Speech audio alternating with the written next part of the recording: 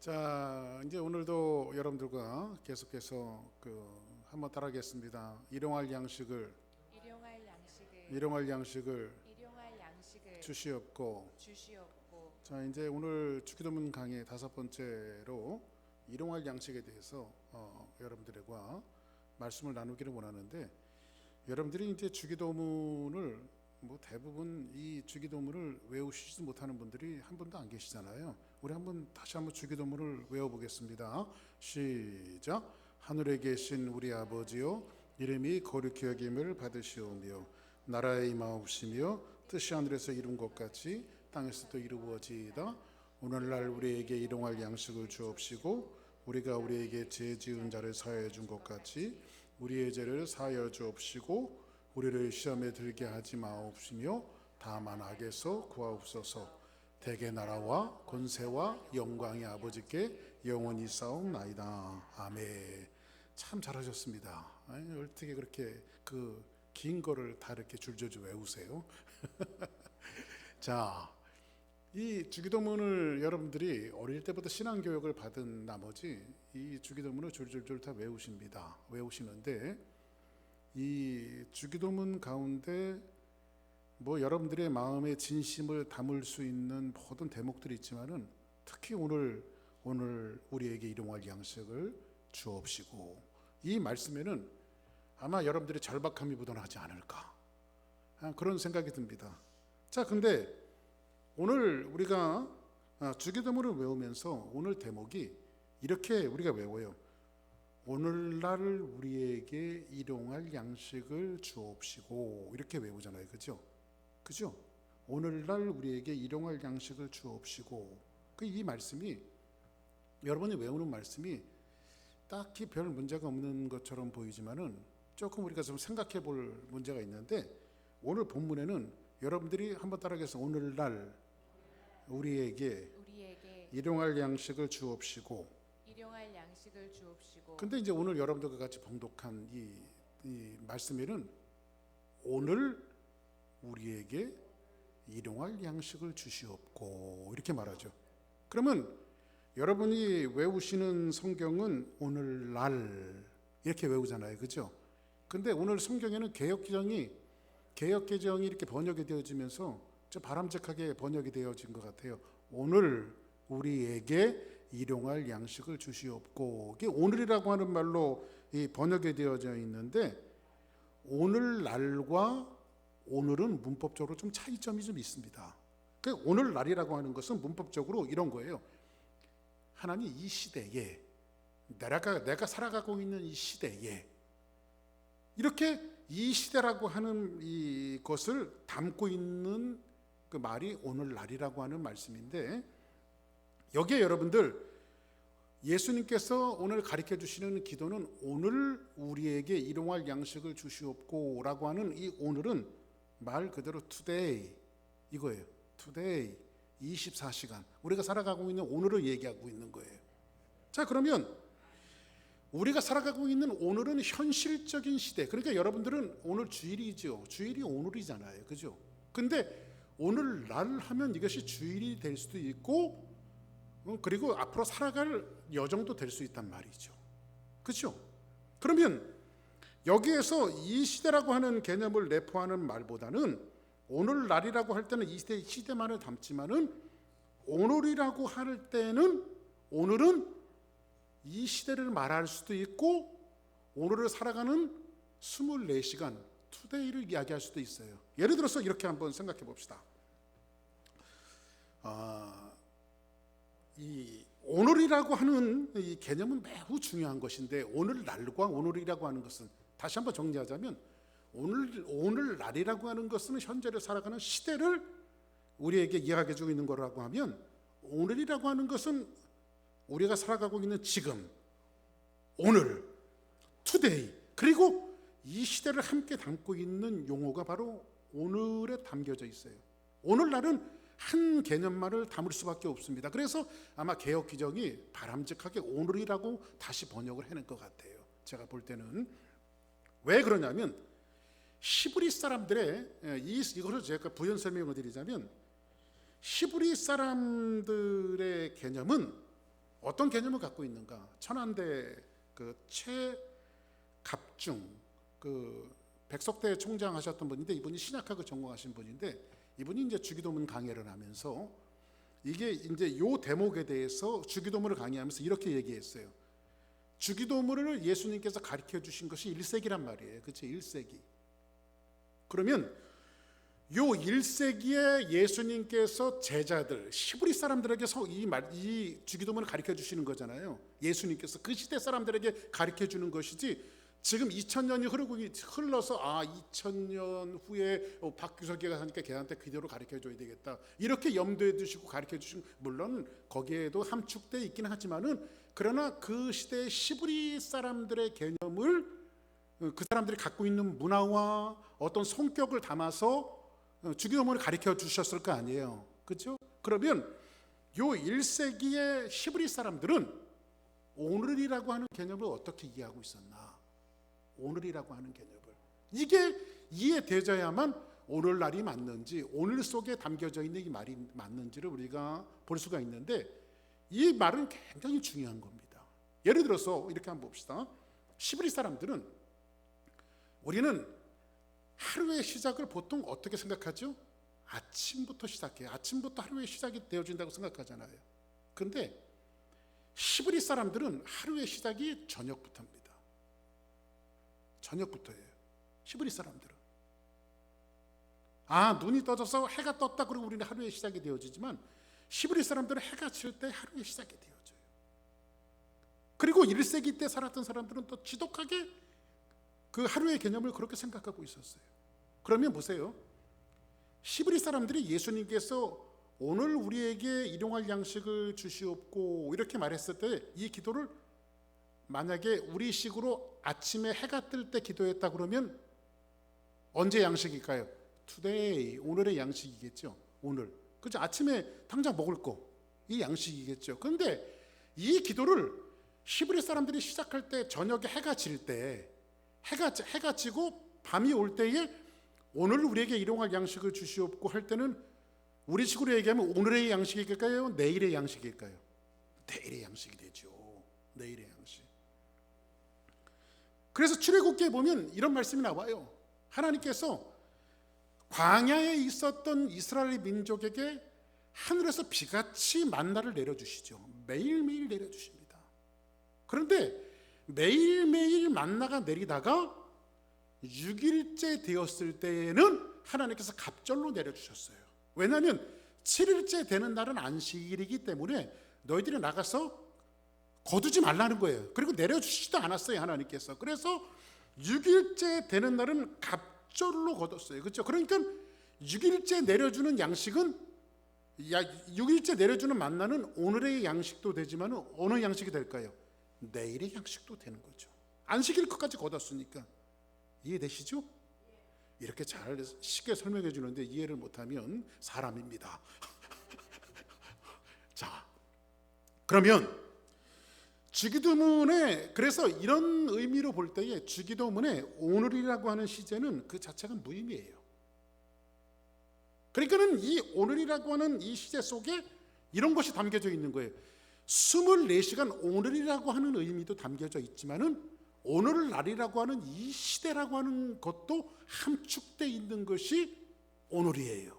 그러면 오늘날 여러분들이 그렇게 외우셔서 그렇게 주기도문을 하더라도 여기는 두 가지, 오늘 우리에게 주시는 양식과 앞으로 이 시대에 우리에게 주실 모든 필요에 대한 것들을 같이 구하는, 복수로 구하는 것이 되어진단 말이에요. 그러니까 오늘의 양식을 구하기도 하고 내일의 양식을 구할 수도 있다는 거죠.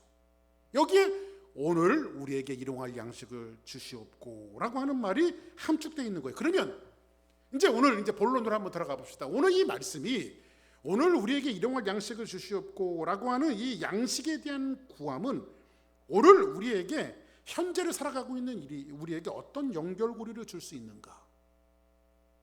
그러면 예수님께서 이 기도를 가르쳐 주셨다면 2022년도를 살아가고 있는 주사랑교회 성도들에게는 어떤 연결고리를 주시고 있는 말씀인가? 이것을 이해하기 위해서는 원래 일용할 양식에 대한 원형이었던 출애굽기를 한번 살펴볼 필요가 있어요. 예수님께서 어떤 의도를 가시고 이 말씀을 하셨는가를 출애굽기에 살펴볼 필요가 있는데, 출애굽기 16장 4절에 보니까 뭐라고 말하고 있냐면, 출애굽기 16장 4절 같이 한번 읽습니다. 시작.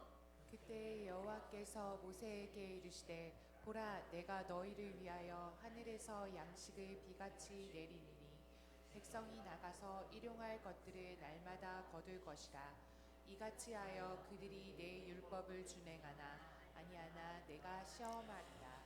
요 말씀이 하나님께서 이스라엘 민족을 광야로 불러내시고 만나를 내려주시는 장면인데, 하늘에서 비같이 여호와께서 모세에게 이르시되 보라 내가 너희를 위하여 하늘에서 양식을 비같이 내릴 것이다. 그렇죠? 그러니까 만나가 내리는 장면인데, 백성들이 나가서 어떤 양식을 일용할 하루의 양식을 어떻게 해요? 한꺼번에 많이 거두고 내일은 쉬어요? 아니죠. 날마다 거둘 것이니, 이렇게 말해요. 날마다 거둘 것이니.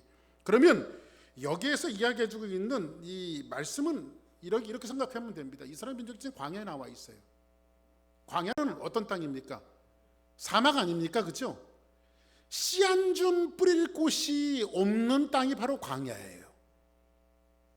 하다못해 씨앗을 뿌리고 채소라도 뜯어 먹어야 되는데 채소 뜯어 먹을 수 있을 만한 그러한 농사 지을 만한 땅이 전혀 없는 땅이 바로 광야예요. 여기에 지금 전직 노예 출신이었던 이스라엘 민족들이 이제 광야에 내던져져 있습니다.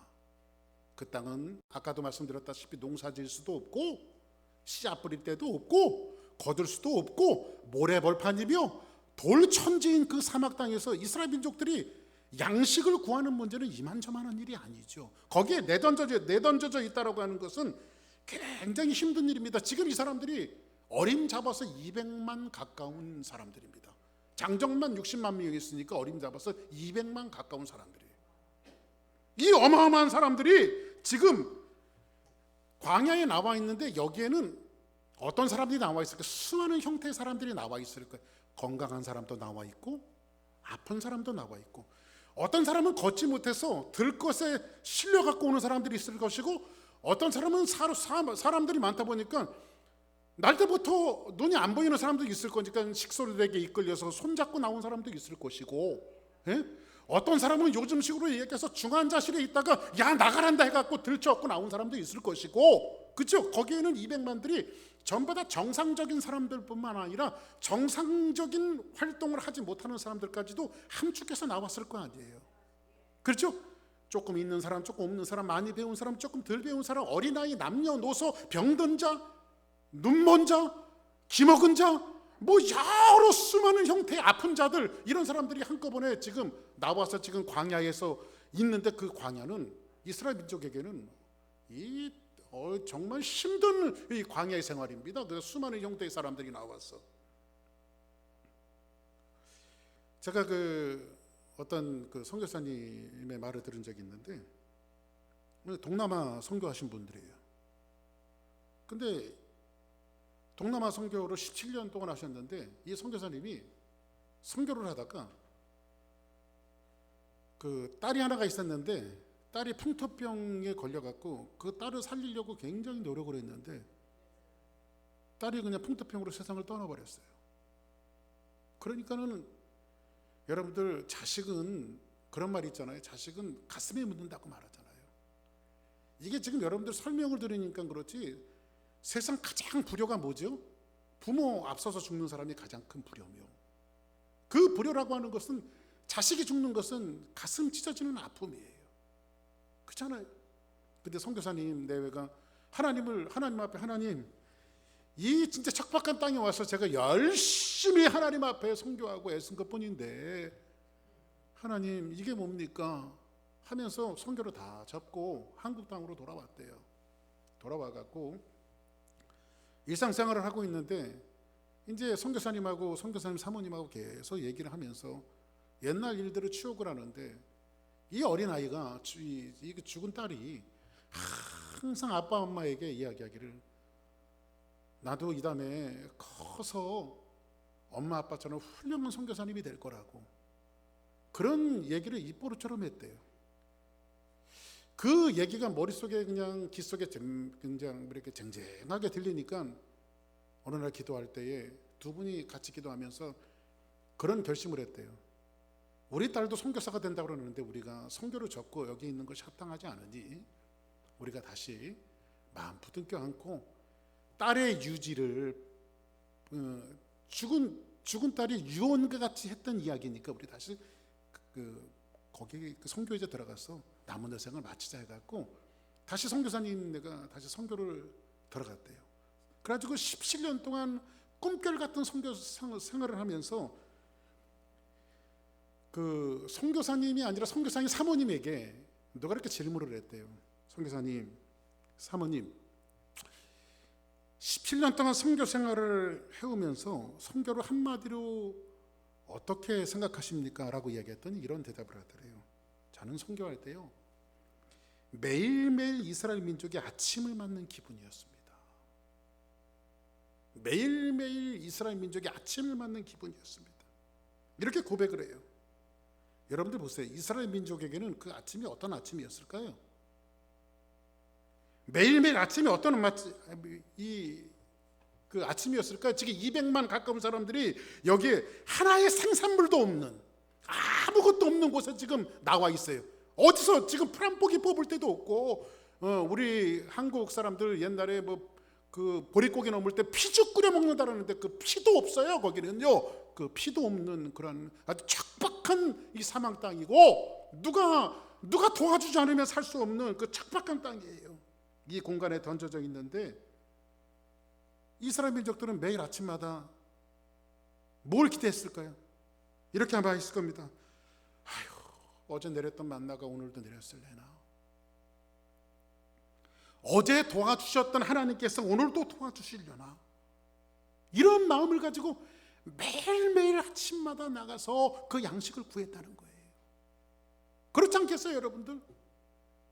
지금 이렇게 우리 주변에는요, 여러분들이 부족하고 먹을 것이 없으면 하다못해 저 다리 밑에 사는 거지들도 배고프면 사람들한테 구걸을 해서 먹고 살 수 있는데, 여기는 다 거지들이에요. 이스라엘 민족들이 지금 다 거지들이야. 땅의 소산물을 거둘 수 없는 사막 땅에 있어요. 그러니까 그들이 매일 아침마다 나가고 하나님 오늘도 만나 내려주시려나. 그러니까는 매일 아침마다 그들에게는 어떤 절박함이 있었을까요? 양식에 대한 절박함이 있었겠죠. 그게 여러분들 굶어보지 못한 사람들은 양식에 대한 절박함을 몰라요. 그래서 우리 애들 우스갯소리로 그러잖아요. 응? 쌀이 없어갖고 뭐 고생을 했다는 얘기하면, 엄마 아빠 왜 쌀 없으면 고기를 먹지? 왜 고기를 먹지? 이렇게 애들이 지금 대답한다고요. 응? 그러니까는 이런 절박함이 이스라엘 민족에게 묻어나왔는데, 이 하루하루의 절박한 이 일용할 양식, 하루의 양식, 이것을 예수님께서 염두에 두시고 지금 오늘 우리에게 일용할 양식을 주시옵고 이렇게 말하고 있는데, 잠언에서 이 일용할 양식을 아굴이라고 하는 사람이 어떻게 표현하고 있냐면 이렇게 표현하고 있어요. 같이 한번 볼까요? 시작.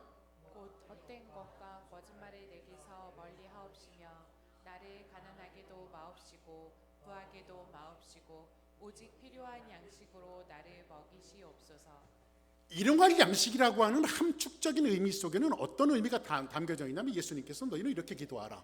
오늘 우리에게 일용할 양식을 주시옵고 라고 기도를 가리키는 것은, 이것은 아굴은 이것을 가지고 뭐라고 이야기하고 있냐면, 헛된 것과 거짓말을 내게서 멀리 하옵소서.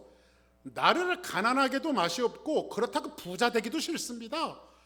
오직 일용할 양식을 뭐라고 표현하냐면, 한번 따라하겠습니다. 필요한 양식. 필요한 양식. 필요한 양식으로 내게 먹이시옵소서 이렇게 말합니다.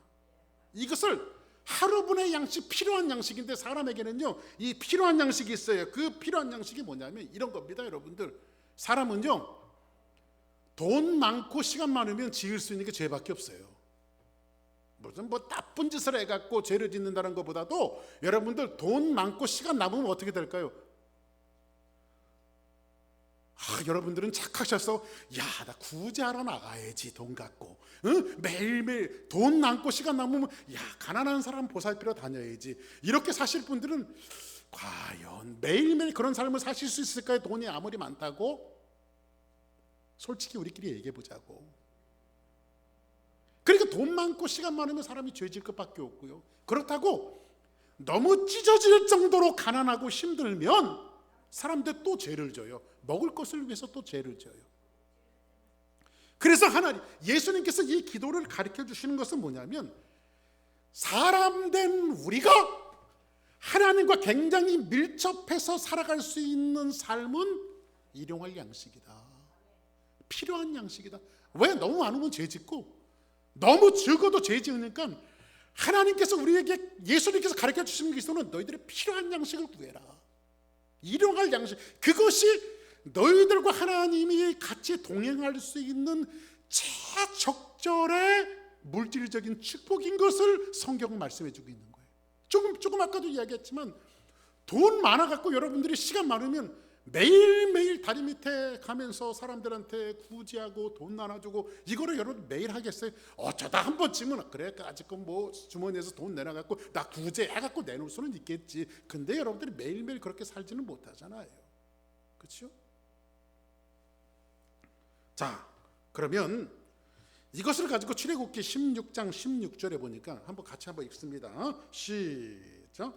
여호와께서 이같이 명령하시기를 너희 각 사람은 먹을 만큼만 이것을 거둘지니 곧 너희 사람 수요대로 한 사람의 한 오멜씩 거두어되 각 사람이 그의 장막에 있는 자들을 위하여 거둘지니라 하셨느니라. 자, 그러면 만나를 거두러 나가는 이스라엘 민족에게 하나님께서는 뭐라고 말하냐면, 각 사람이 먹을 만큼만 이것을 거둘지니. 얼마만큼만요?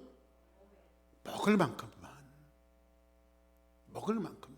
그런데 곧 너희 사람의 수요대로 한 사람이 한 오멜씩인데, 한 오멜은 2리터 분량 정도가 돼요. 2리터 정도. 그러니까 한 사람이 하루 먹을 수 있는 것은 2리터란 말이에요. 그 2리터가 하나님과 가까이 살 수 있는 최적의 조건이란 말이에요, 우리가. 왜냐하면 2리터가 넘으면 어떻게 될까요? 요거 갖고 죄져요. 길가에 있는 사람이요, 제가 이렇게 저 미국 교회 있을 때 그 옆에 컨테이너 하우스에 테리라고 하는 사람이 거지가 하나 살았어요. 거지 하나가 살았어요. 근데 거지가 살면서 가끔 이제 그 햄버거 사 먹게 돈 달라고 그래요. 그래서 제가 그 햄버거 사 먹게끔 돈을 줘요. 10불 주면요 여지없이 가서 햄버거 사 먹습니다. 10불 주면. 근데 20불 주면요 한 손에는 햄버거, 한 손에는 맥주 사 갖고 와, 맥주.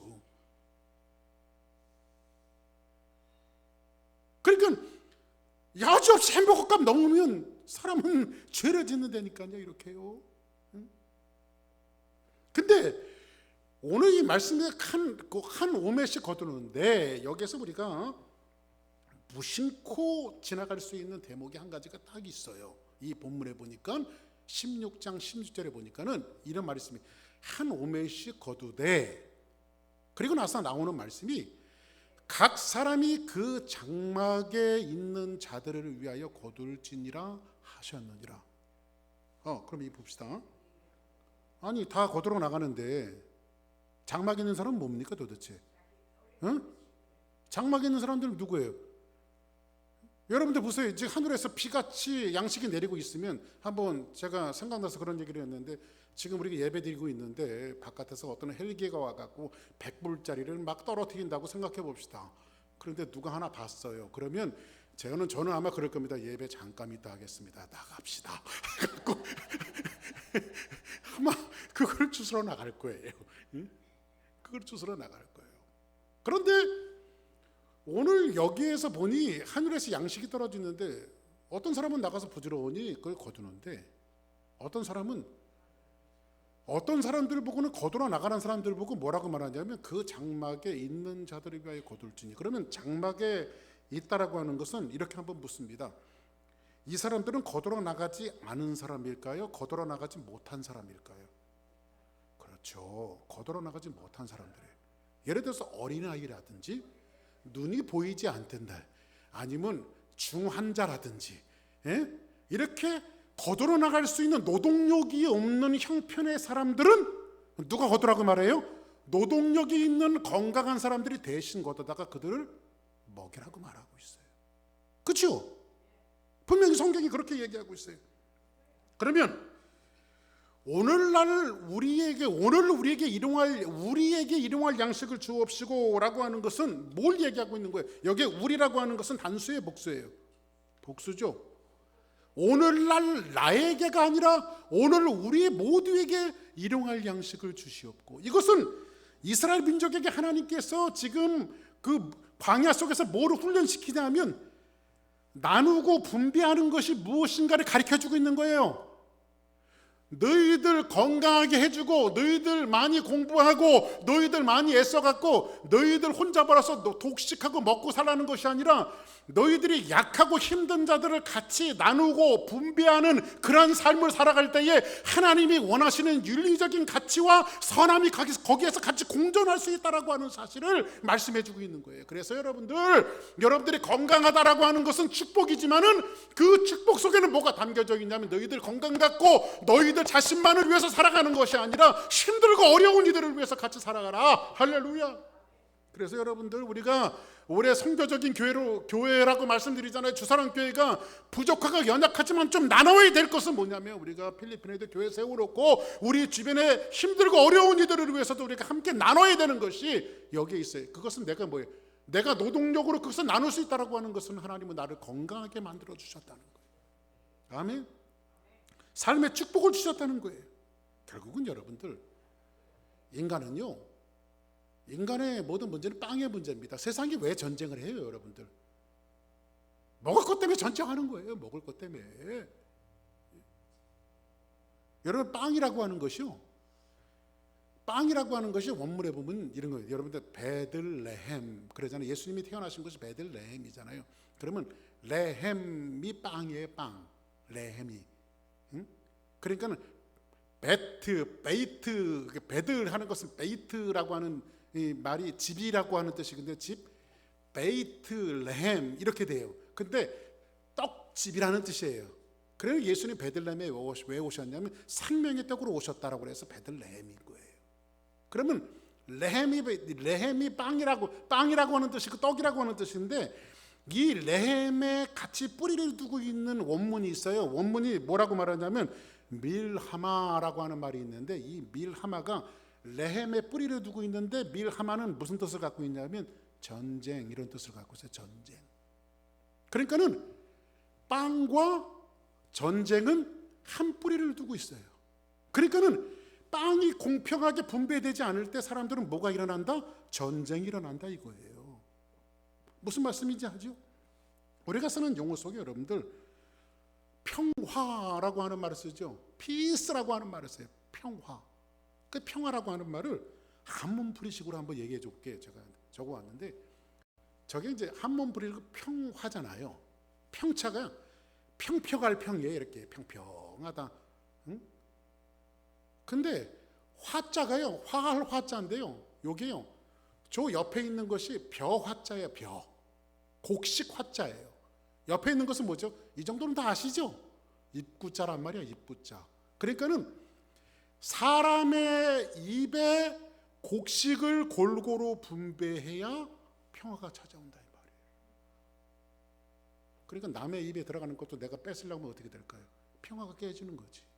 그러면 하나님께서 이스라엘 민족들을 지금 광야로 이끌어내시고 그들을 하늘에서 비같이 만나를 내려주셨을 때에 그것을 너희들만 먹고 살아라고 주신 것이 아니라 연약하고 부족한 자들을 위해서 대신 걷어서 그들의 입에도 먹여줘라. 그래서 하나님께서 이스라엘 공동체에 원하셨던 것은 뭐예요? 나눔과 분배를 통해서 그들이 정말 하나님의 윤리적인 가치로 살아가기를 원하는 하나님의 염원과 마음이 거기에 담겨져 있다는 거예요. 무슨 말씀이지 않습니까? 대충 세계가 800억이 넘는 인구가 산다고 말합니다. 800억인데 여러분들 아십니까? 800억 인구가 갖고 있는 것보다도요, 800억 인구 중에서 0.1%가 갖고 있는 돈이 더 많대요. 뭐 세상이 좀 잘못됐죠? 예? 예를 들어서 여러분들, 여기 미국의 가장 큰 부자들이 누구예요? 빌 게이츠, 또 누굽니까? 아마존 아마존 누굽니까? 예? 뭐 하여튼 있어요. 이게 갑자기 생각이 안 나는데. 예? 뭐 이런 그 뭐 테슬라의 주주라든지 뭐 이런 많은 사람들이 어마어마한 돈들을 독식하고 있는데 많은 사람들이 갖고 있는 돈보다 그들이 갖고 있는 돈이 더 많습니다. 가지려고 하는 자, 그것을 놓으려고 하지 않는 자, 이런 사람들을 위해서 계속 전쟁이, 이 평화가 깨지는 거예요. 그래서 여러분들이 하나님 앞에 헌금을 하고 교회에 헌금을 한 것이 선교지와 또 많은 사역들을 위해서 나눠진다라고 하는 것은 이거예요. 여러분들, 하나님 앞에 드림으로 물질 만능주의가 되어져가는 내 생활과 삶 속에 해독을 하는 역할이라고 여러분들에게 이미 말씀을 드렸어요. 자, 그러니까 제가 이제 분배 이렇게 하니까 여러분들 그렇게 생각하실 수 있어요. 아, 목사님 사회주의 아닌가? 사회주의의 개념이 뭐예요? 똑같이 벌어서 똑같이 나누자 이거 아니에요. 근데 저는 사회주의자는 아닙니다. 뭐 저는 자본주의를 좋아하죠. 근데 자본주의라고 다 모순이 없을까요? 여러분, 자본주의가 잘못되면 어떻게 될까요? 자본주의가 잘못되면 이렇게 정의합니다. 천민자본주의가 오는 거예요. 천민자본주의. 천민자본주의를 요즘식으로 이야기하면 뭔지 아십니까? 졸부. 또 한국에 화제가 됐던 그 천민자본주의의 대표 캐릭터가 누구였죠? 된장녀. 된장녀. 예? 된장녀가 뭐예요? 머리 꼭대기부터 발끝까지 명품으로 휘 둘렸는데 꼭 하는 데서는 된장녀야. 이런 게 전부 다 천민자본주의죠. 나 혼자 독식하고 나 혼자 먹으려고 하고 나 혼자 가지려고 하는 거, 그렇죠? 이런 부분들을 이야기하고 있는데 하나님께서는 이 잘못된 것들이 사람 속에 만연한 것이 아니라 하나님이 원하시는 공동체는 어떻게 살아가야 될 것일까? 너희들이 일용할 양식을 주시옵고 이렇게 기도하는 것은 뭐냐면 내게 우리라고 하는 이 포괄적인 의미를 두셔서 나 혼자 먹고 사는 것이 아니라 우리가 같이 먹고 사는 것에 대한 것들을 하나님께서는 복수로 남겨놓으시고 나눔과 분배를 실천하게 하셨다는 거예요. 자, 그러면 한번 봅시다. 17절 한번 볼까요? 시작. 이스라엘 자손이 그같이 하였더니 그 거둔 것이 많기도 하고 적기도 하나 18절. 오멜로 되어 본즉 많이 거둔 자도 남음이 없고 적게 거둔 자도 부족함이 없이 각 사람은 먹은 만큼만 거두었더라. 아멘. 이게 어떻게 가능할까요? 많이 거둔 사람도 있고 적게 거둔 사람도 있는데 이게 어떻게 가능할까요? 남음도 없고 부족함도 없었다라고 하는 것은, 이 뜻은 뭐냐면 많이 거둔 사람들은 이미 뭐를 했다는 거예요? 분배했다는 거죠. 나눠줬다는 거죠. 이 말씀 속에 오늘 여러분들에게 가르쳐드리는 일용할 양식을 주시옵고라고 하는 의미 속에 여러분들이 깊게 생각해야 될 그런 문제들이 있어요. 자, 그럼 한번 19절랑 같이 한번 봅시다. 19절 시작. 모세가 그들에게 이르기를 아무든지 아침까지 그것을 남겨두지 말라 하였으나 그 모세가 뭐라고 말하냐면 그것을 아침까지 남겨두래요, 남겨두지 말래요? 남겨두지 말래. 여러분들 보세요. 먹는 자기 것을 남기는 존재는요 사람밖에 없어요. 여러분 집에서 강아지 키우시잖아요. 강아지 키우시는 분들 계시잖아요. 여러분들 키우시는 강아지들이 음식을 딱 주면 요거 남겨서 내가 100년 되기를 위해서 내가 노후 자금으로 써야지 하면서 남겨놓는 강아지 보셨어요? 예? 강아지들은 뭐예요? 하루마다 자기 주인 봐요. 그렇죠? 매일매일 양식을 구해요. 근데 사람만 먹는 것을 남겨요. 사람만. 동물의 왕국 같은 것들 보면요, 사자들이 큰 소를 사냥을 하잖아요. 그러면 이 사자 패밀리들이 와서 열심히 뜯어 먹어요. 열심히 뜯어 먹고요. 다 먹고 소가 엄청 크니까 다 먹고도 남아요. 근데 저는요, 사자가요, 이거 우리 집에 끌고 가야지, 끌고 가는 사자 하나도 못 봤어. 응? 먹다가 배부르면 그냥 떠나요. 그러면 떠난 자리에 누가 오냐면요, 분배해서 하이에나 떼가 와서 또 그걸 같이 먹고, 응? 조금 있다가는 또 하이에나 떼가 다 먹어치우면 조금 있다 또 새들이 와서 먹고, 독수리가 와서 먹고 아주 골고루 나눠 먹어요. 근데 사람만 안 나눠. 사람만 안 나눠요. 그래서 예수님이 뭐라고 말해요? 공중의 나를 새를 봐라. 심지도 않고 거주지도 않고 창고에 모아들이지도 아니하되 너희 하나님께서 이렇게 먹이시지 않느냐, 이렇게 말씀하시잖아요. 자, 우리 한번 20절 한번 같이 한번 봐요. 20절 시작.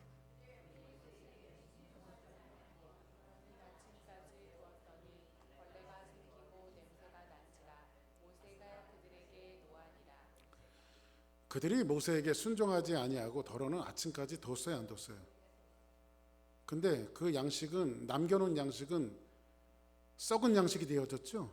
벌레가 나고 냄새가 난지라 모세가 그들에게 노간지라, 이렇게 말하고 있어요.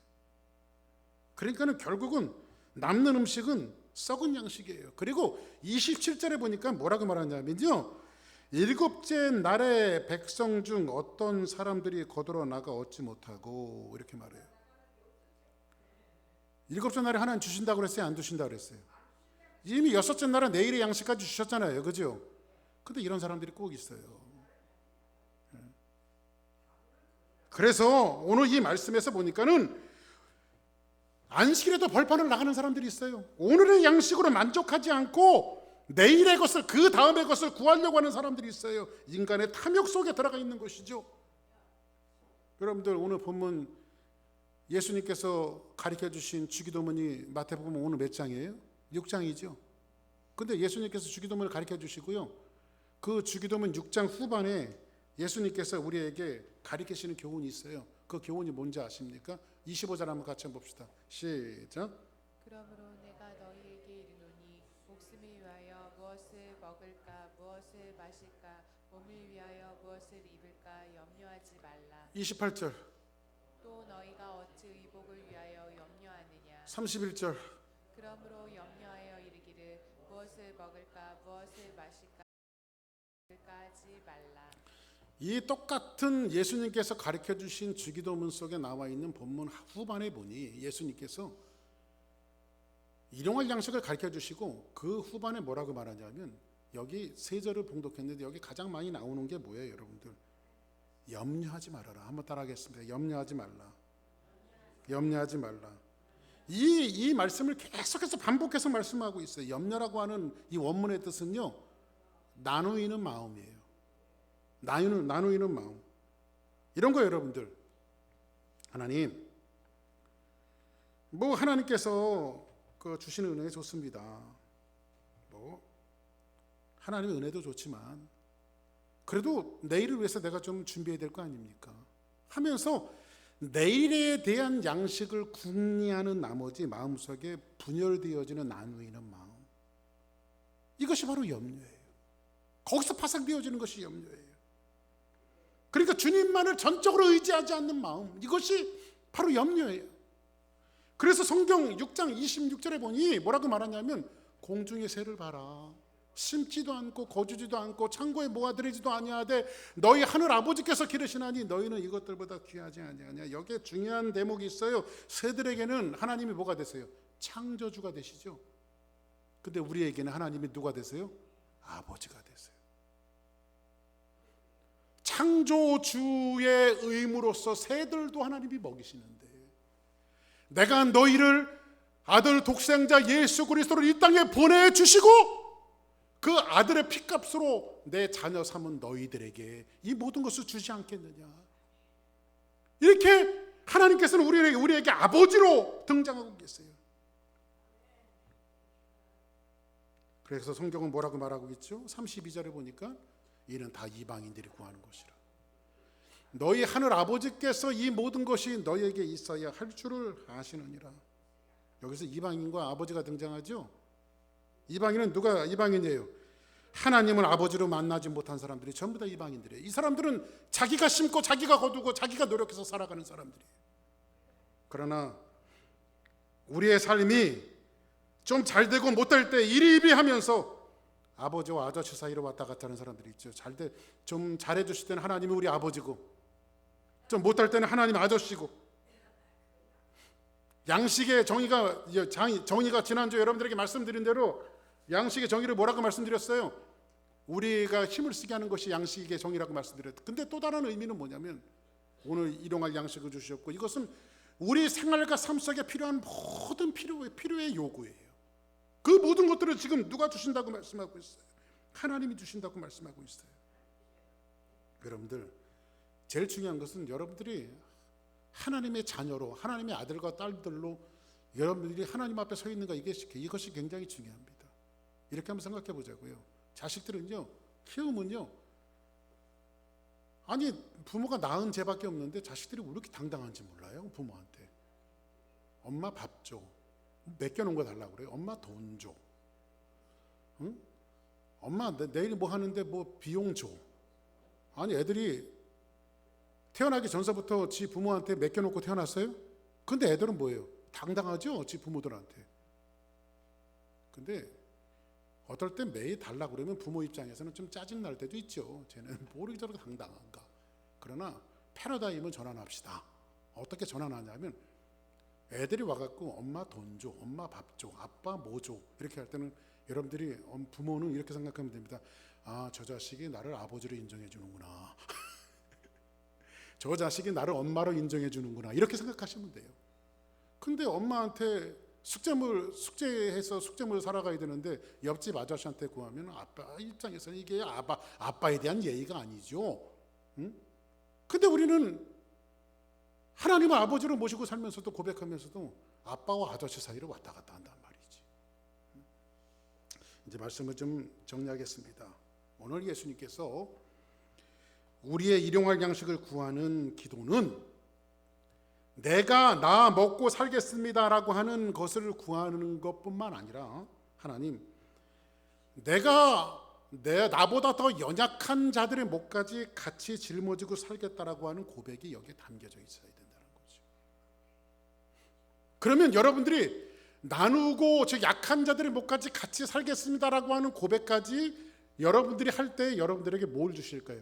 하나님이 그에 상응한 건강도 주실 것이고, 환경도 주실 것이고, 물질도 주실 것이고, 더 많은 양식을 거두게 하셔서 나누고 분배할 수 있도록 여러분들을 축복하신다는 거예요. 여기에 기독교만이 가질 수 있는 이 축복의 원리가 여기에 담겨져 있어요. 예수님께서 빈들에서 많은 무리들에게 말씀을 증거하고 계실 때에, 사람들이 해가 뉘어 넘어갈 때에 그들에게 줄이는 것을 보시고 예수님이 민망히 여기셨다고 말하고 있어요. 그들을 불쌍히 여기셨어요. 이 불쌍히 여기셨다, 민망히 여기셨다라고 하는 것은 예수님의 창자가 끊어지는 아픔을 이야기하고 있어요. 단장의 아픔을 이야기하고 있어요. 근데 예수님께서 우리들이 먹을 것을 주자 그랬더니 한 제자가 와갖고 수판을 톡톡톡 때립니다. 아니 목사님, 아니 예수님, 이 사람들을 먹이려면 어림 잡아서 적게만 잡아도 200데나리온이나 필요합니다. 그리고 200데나리온 있어봤자 이 많은 양식이 어디 가서 한꺼번에 삽니까? 그것이 제자들의 고백이었죠. 근데 예수님께서 뭐라고 말하죠? 너희들이 먹을 것을 주어라. 제자 공동체를 향해서 예수님께서 뭐라 해요? 너희들이 먹을 것을 주어라. 이것은 예수님의 명령이죠. 그러면 먹을 것을 주라고 하셨을 때 예수님이 그냥 주라고 하셨을까요? 예수는 공급하셨죠. 물고기 2마리와 보리떡 5개를 축사하시고 그들이 먹고도 남을 수 있는 것이 될 수 있도록 예수님께서 공급하셨단 말이에요. 그렇죠? 공급하셨단 말이에요. 그래서 여러분들, 오늘 제자 공동체에게 예수님께서 그것을 명령하셨다라고 하는 것은, 오늘 제자 공동체는 누구죠? 교회죠. 하나님께서 교회를 향해서 명령하시는 것이 뭐죠? 너희들이 먹을 것을 주어라. 그래서 저는 선교라고 하는 것을 그렇게 생각합니다. 선교라고 하는 것은 영적인 빵이신 예수님을 주는 것도 맞지만, 영적인 빵과 같이 갈 수 있는 것은 육신의 빵도 맞아요. 예수님만 준다고 사람들이 들을 것 같아요. 그래서 여러분들, 우리가 필리핀에 교회 세워놓고 또 주변에 연약하고 부족한 사람들에게 영적인 양식, 하나님의 말씀만 주는 것이 아니고, 여러분들이 누구한테 전도할 때도 하다못해 차 한 잔이라도 사면서 여러분들이 복음을 증거할 때 그것이 먹히는 것이지, 이것이 지금 오늘 교회 공동체에게 하시는 예수님의 명령이에요. 오늘 이 말씀을 가르치시면서 예수님이 제자들에게 또 가르치시는 것이 있죠. 바로 성찬식입니다. 성찬식. 이것은 내가 세상을 위한 나의 양식이라고 말씀하시면서 떡을 가지시고 으깨어 부숴서 나눠줘요. 그래서 여러분, 나눔이라고 하는 것은 내가 쓰고 남는 것을 나누는 것이 아니라 으깨고 부서져서 아픔을 가지고 나눌 때 하나님의 역사가 일어난다라고 하는 사실을 오늘 말씀 속에서 이야기해주고 있는 거예요. 오늘 말씀을 정리합니다. 오늘 우리에게 일용할 양식을 주시옵고, 이것은 이 고백 속에는 하나님, 내 오늘 날로 살아가는 이 모든 것들을 공급해달라고 나의 유익을 위해서만 살아가는 것이 아니라 하나님께서 나에게 주시는 그 모든 것을 가지고 내가 연약한 자들을 감당하며 같이 살겠습니다라고 하는 이 고백까지 남겨져 있고, 예수님께서 빈들의 줄인 영혼들을 향해서 너희들이 먹을 것을 주라고 말씀하시는 그 명령, 당신의 몸을 으깨어 나눠주셨던 예수님의 어떤 미션의 모습들을 생각한다면 우리 교회 공동체 주사랑교회가 어떻게 살아가야 하며 여러분들의 삶이 어떻게 살아야 하는 것인가를 이 기도 속에 적나라하게 담겨주고 있다는 거예요. 남는 것을 나누는 것이 아니라 으깨어 부숴서라도 선교회지에 나누고 이웃과 나눠서 주님이 이 땅에 명령으로 실천하신 연약한 자를 돌아보는 이러한 아름답고 훌륭한 모습이 우리 주사랑교회에게 넘쳐나기를 주의 이름으로 축복합니다. 다 같이 일어나시겠습니다.